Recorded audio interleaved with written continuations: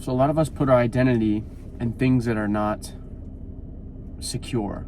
They're things that are changing. They're things that are constantly evolving as we come into who we are as a person. As we grow as a person, our identity is no longer the same as it was yesterday, today, and continuing on for the rest of our life. It shapes, it molds. So what do I mean by this? What potentially could you be putting your identity in that would be not so firm? It would be maybe less predictable on the outcome of how your life actually turns out, and why you've hinged your identity upon something that is not consistent, nor is worth hinging your identity upon. Let me give you some examples.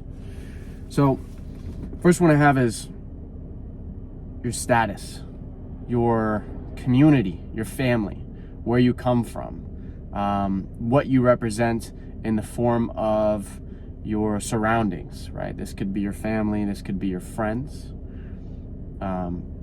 What is it that, ask yourself, what is it that I identify with? What is it that my identity is wrapped up in? Which means you will make choices in your life to reinforce that identity, who you say you are based on the identity, what you identify with, as opposed to being distinct from those things. But all of a sudden your identity is wrapped up in them. I'll give you another example. Those who are very immersed in culture, right? So those who are sneakerheads, their identity is being a sneakerhead. So when they fit in with others, when they talk with others, all they do is sneakers. I'll give you an example for me. I'm a car guy. At times my identity has been wrapped up, when I was younger especially, in what car I drove. There's another example. So they could be material possessions. They could be a concept of who you are perceived to be by the world, or a number of other things. I think those are the main things. They're either status oriented, clout oriented, right? Or they're where you come from, what your family's legacy, your background, your things that you didn't decide, that you didn't choose, that aren't really you. They're just kind of what you're comprised of, in the sense of like your organic matter comes from this, right?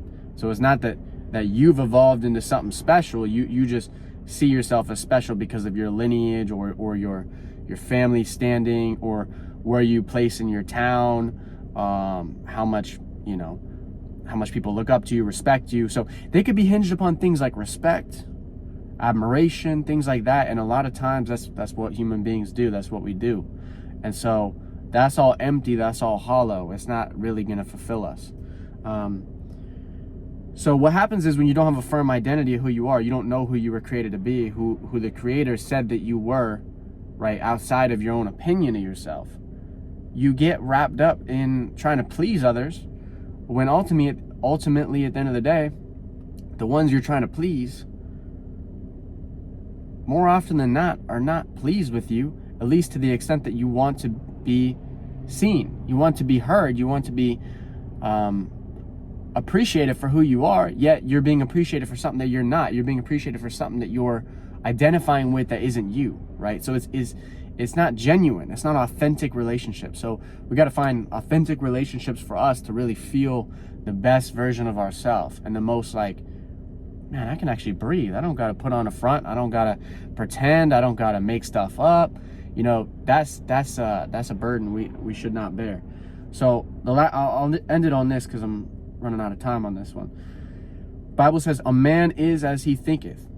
What are you thinking of all day long? What is circulating through your mind? What are you obsessing over? What are you trying to become or do with your life, which is what is consistently running through your mind? Is it chasing girls? Is it chasing money? Is it chasing status?